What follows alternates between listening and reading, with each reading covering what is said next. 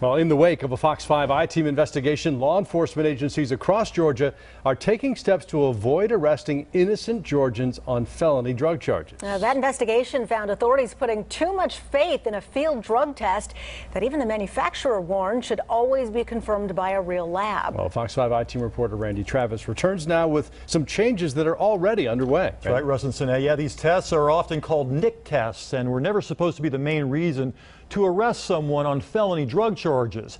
Yet time and again we discovered agencies doing just that. Well, now following our investigation, some are not so trusting.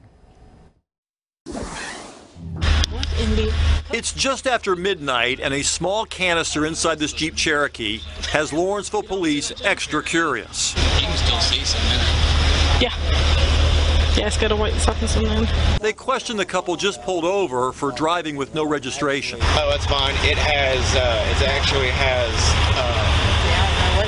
sweetener in it. Sweetener?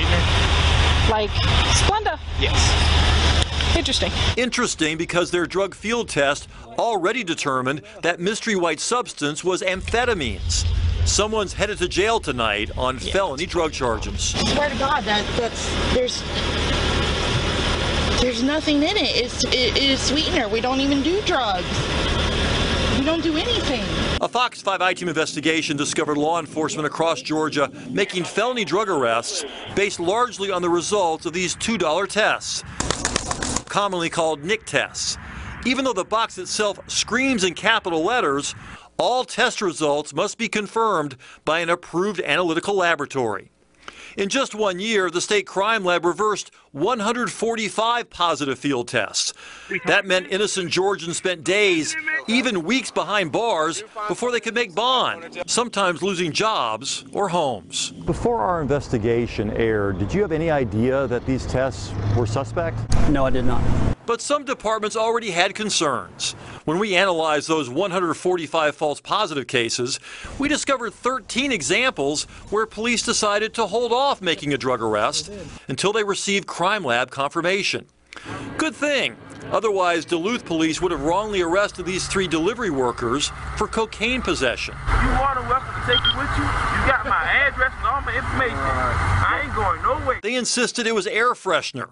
They were right. I really want to keep my job. DeKalb police decided to wait before charging on a cocaine case. The suspect said what tested positive was Goody's headache medicine. They were also right. Gwinnett School Police did not arrest a student despite a positive meth result because they worried the result was a false positive. Another right call. To conduct the test properly, you're supposed to drop a piece of the suspected material in one of these pouches here, carefully follow the instructions, and then see if the solution on the bottom matches any of the blocks pre-printed on the package here. But keep in mind, these tests are often conducted in the field, in the dark, where it's sometimes very hard to see the colors. In fact, we found multiple examples where the colors did not match, but the officer thought they did, and still made the arrest for illegal drugs. Rockdale County stopped relying on field tests after we profiled an innocent driver they wrongly jailed. A month later, Georgia Tech police stopped using NIC tests altogether because of the controversy. In light of our investigation, the head of the Georgia Association of Chiefs of Police is urging his 1,200 members to not rush drug arrests. I would use more caution. I think there should be more evidence provided than that test kit, and I think that we could do better than that. I was upset because I knew that there wasn't anything. There was nothing. It was just sweetener. Back to that Lawrenceville couple having a very bad night. Can stuff actually test positive? Do you mean test positive in a NIC kit and then not be positive? Yes. Not that I've heard of. I mean, really, I thought that was it. They would not listen. Somebody listened. Yeah. That would be the supervisor on the scene, Sergeant Jimmy Inlow.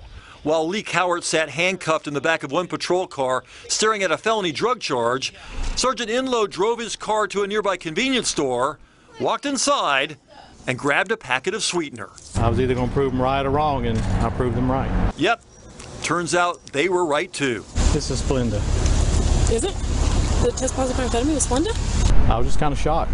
This driver would not spend weeks in jail unable to post bond. They let him go. Lawrenceville police decided to wait for the crime lab to determine whether someone here committed a felony. For cases like this, that's their policy now. I would not make the charge for someone having that based solely on the NIC test. Yeah, we would have been screwed big time.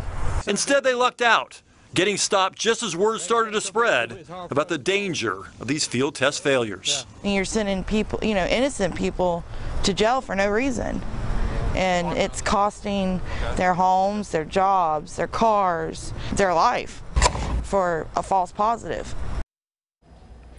We have an update now on our first field test failure victim. You may remember Simon Kofi and his wife Clarice Doku. They spent 2 weeks in the DeKalb County Jail until they could make bond on drug trafficking charges. A false positive field test convinced Dorville police they had caught 2 ecstasy dealers. The baggie actually contained folic acid tablets Clarice was taking in hopes of getting pregnant. Well, because of the arrest, Simon missed his swearing-in ceremony to become an American. Even though the charges were ultimately dropped, Simon had a hard time convincing immigration to set a new date. So we emailed Washington, D.C. and sent them our story. A few days later, we witnessed Simon finally becoming a United States citizen. Was there any point in there where you said, I don't want to be an American anymore? No, I have a very positive thought. I didn't want that to be a hindrance for all the positive things I have and all what I want to do for the country.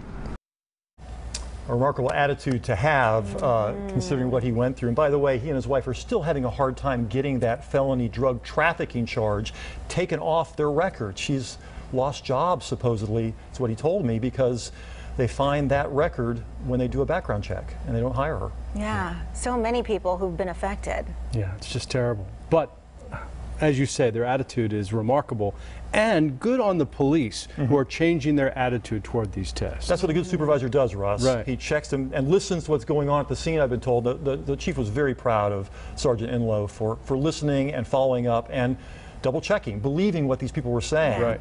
And they were right. Giving them the benefit of the doubt. That's right. All right. Thanks so much, Randy. Okay, Great thanks. report. Thank you.